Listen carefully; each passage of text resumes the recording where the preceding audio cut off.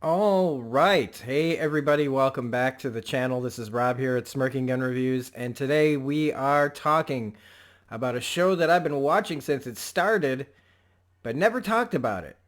I've paid attention to other people's reviews, like my one of the other YouTube colleagues over at Chatterbox Reviews talks about this and does a really good job. So check out his full extensive reviews of this show if you want to go back and see what he thought about all these videos. This is my first foray into talking about it, mostly because I really don't know how to talk about it, how I want to talk about it. You know, do I be like my normal self and just talk about how it makes me feel? Because like I feel like if I just went that way, I'd just be spinning my wheels every week. Because we're talking about Secession, Season 3.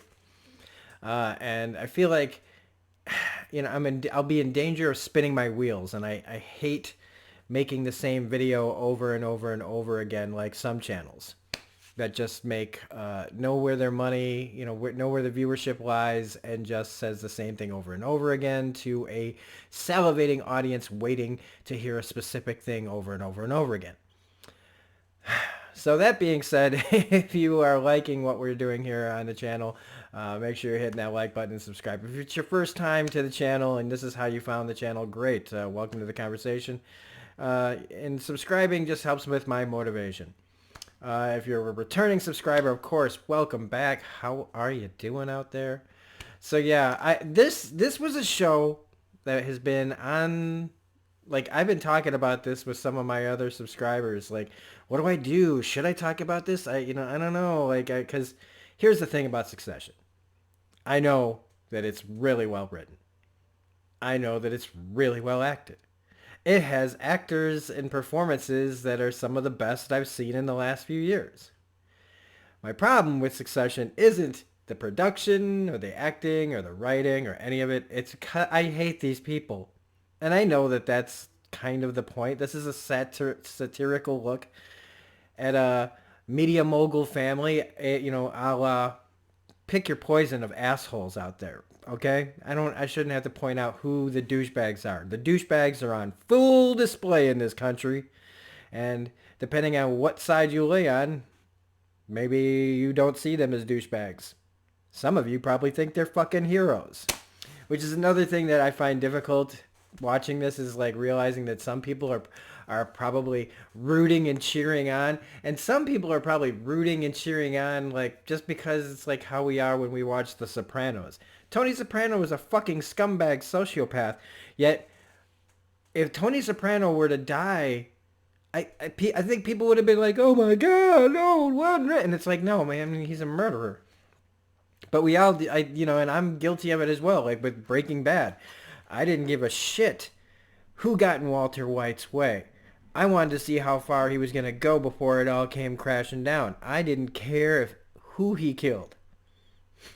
But for some reason, when I get to this, and it's this kind of specific rich family, have more money than they could ever spend practically. The only way that it would ever go away is if somebody took it from them, or they made an investment so bad that it just blinked away.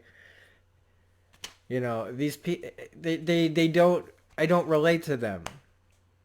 And so it's kind of like looking through a telescope into this like microcosm universe of one percenters.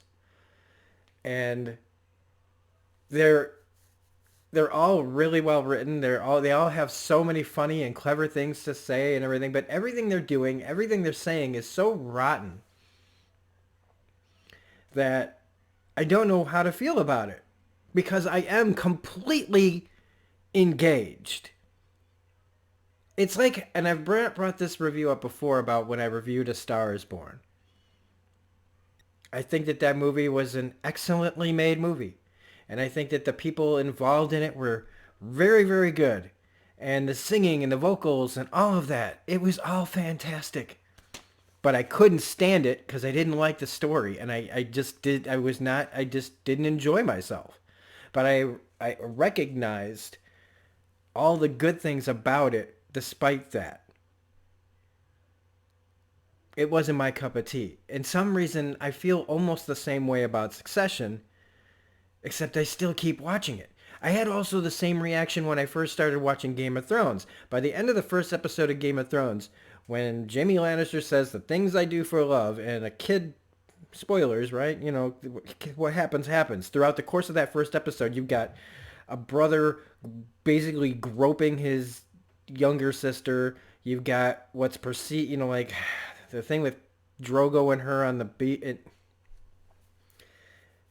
There's just all sorts of stuff in that first episode. And I went, what did I just watch?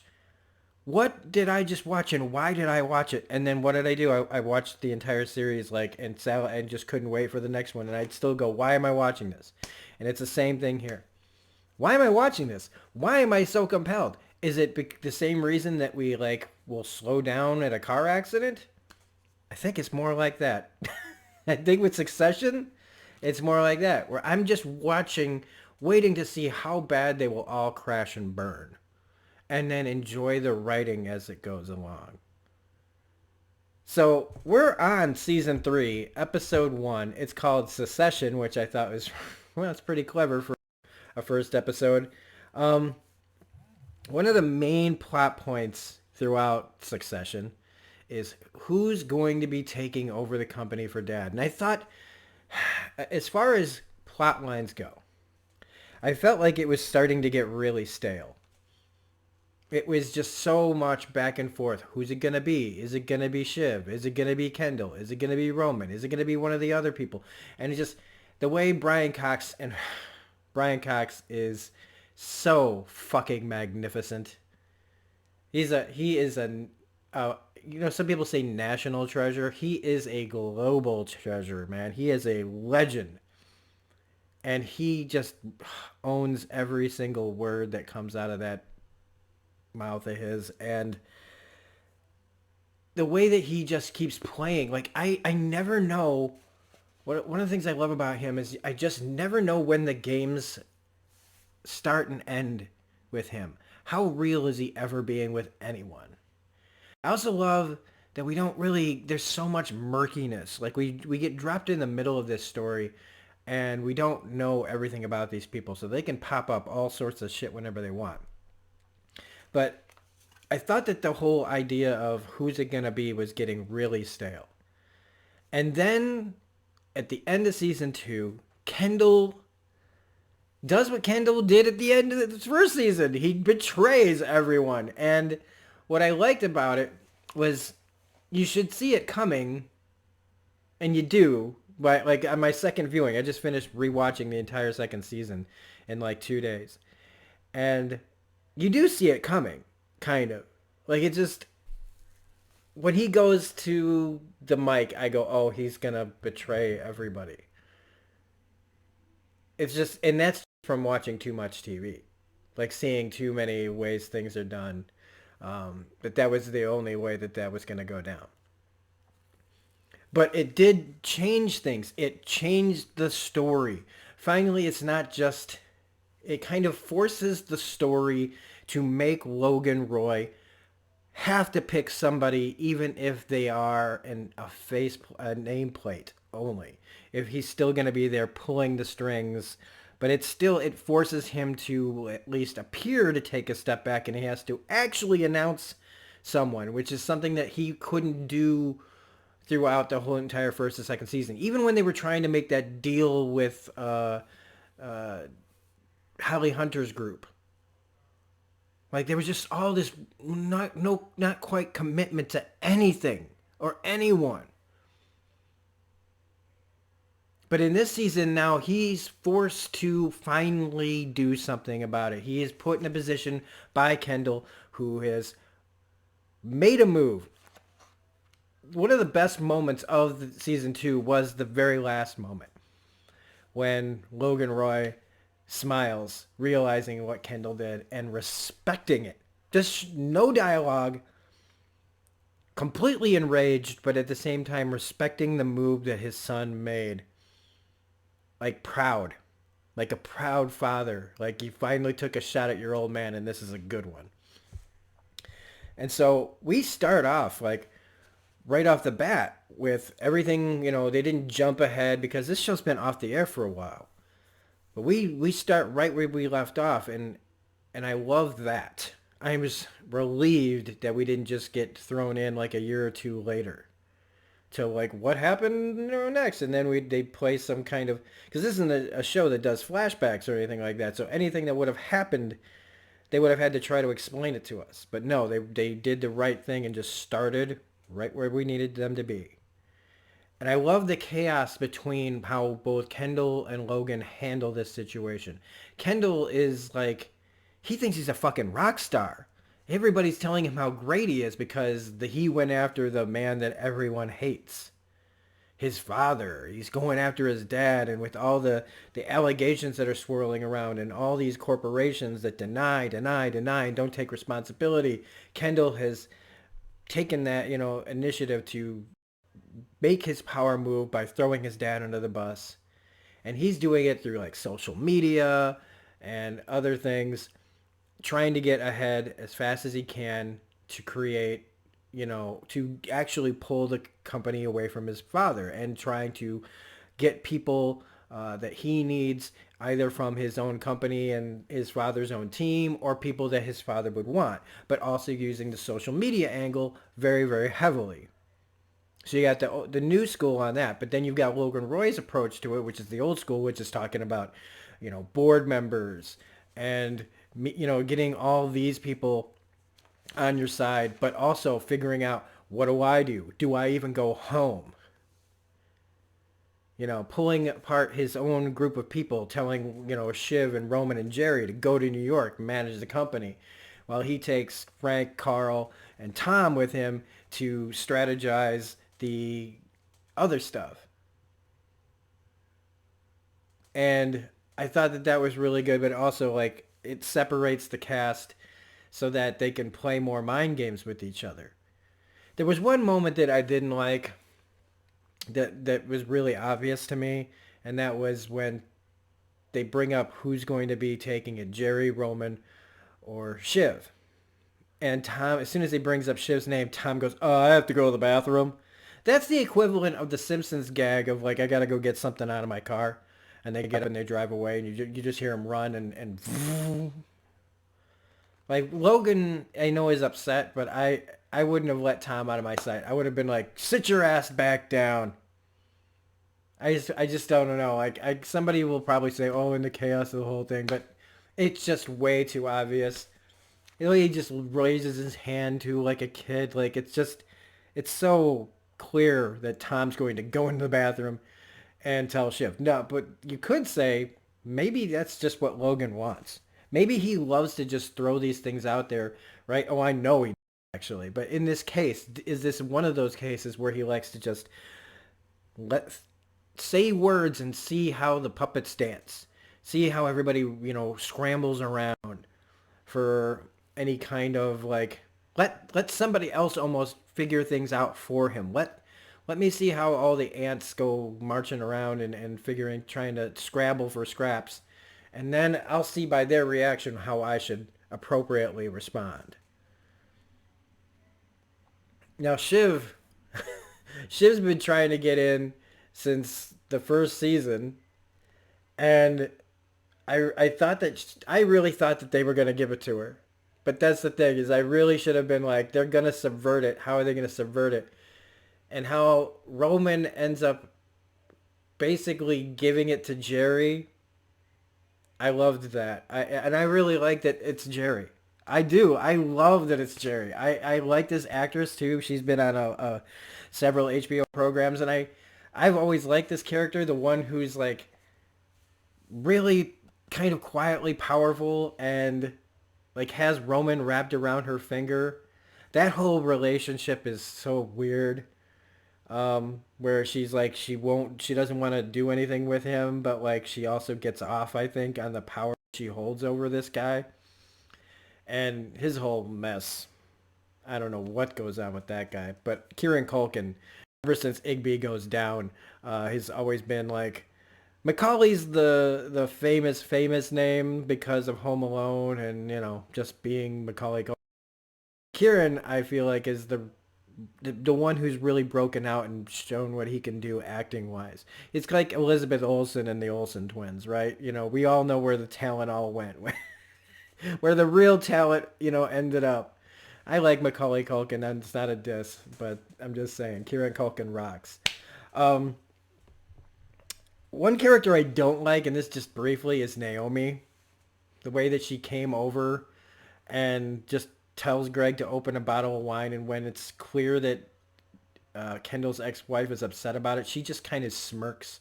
And I know that like my title of my channel is Smirking Gun, and there's a story behind why it's called that, but I'm not gonna get into it here. But that there's a way to smirk that's fine, and there's the smirk that Naomi gives of like she's so like she goes to somebody's house and she thinks she can just put her feet up on the furniture. She thinks she can just take whatever she wants because she's rich. And and he thinks she's good for him. Kendall thinks that, and I'm like, she's no good for anyone. But anyway, I'm trying to think of other things to go on about this. So it's full fucking beast mode for both of these guys. Shiv tries to get Lisa, I think her name is Reynolds, on their side, but she blows that, which shows Logan in this point. Shiv's out. Roman is campaigning for other people and himself. He gets knocked out, so it ends up with Jerry by default.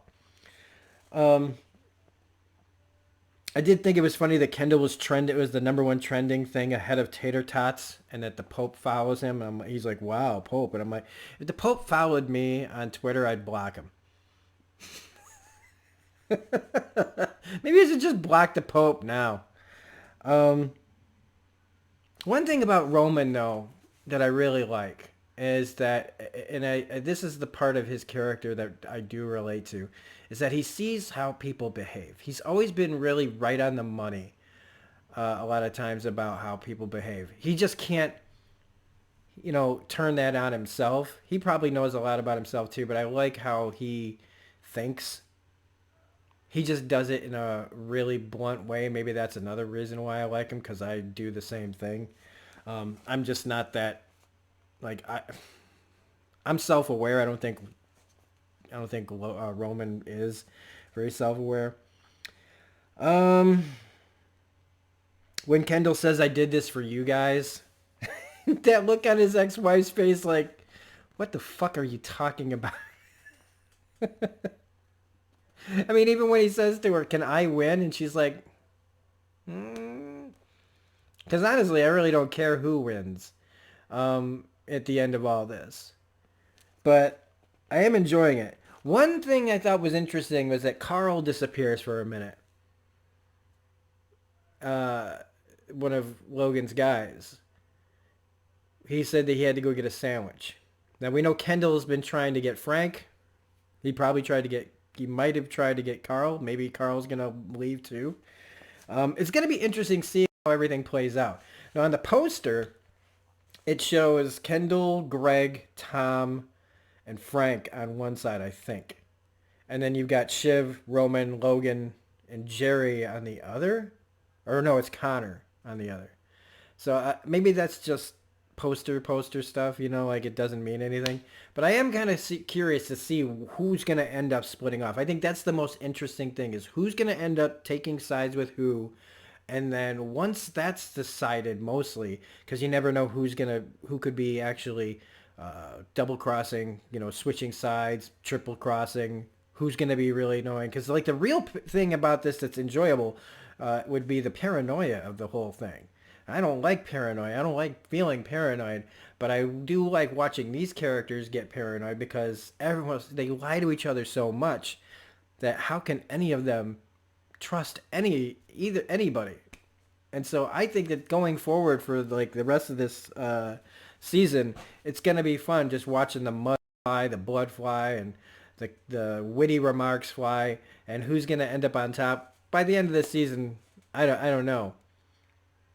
But I did think that it was pretty interesting how Logan just decides to go to a non-extradition country like immediately.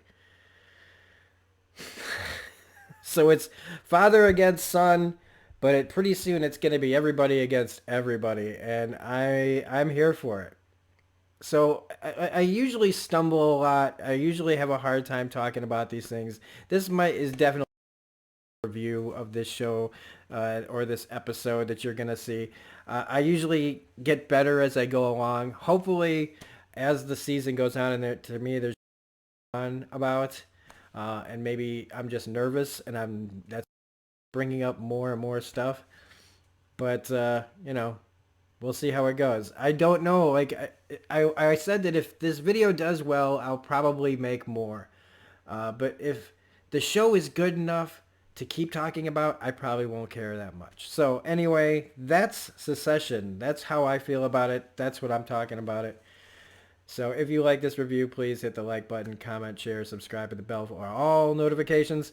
Otherwise, we'll be back maybe next week, hopefully, with episode 2 of season 3. Have a great day, everybody, and I'll see you next time. Bye.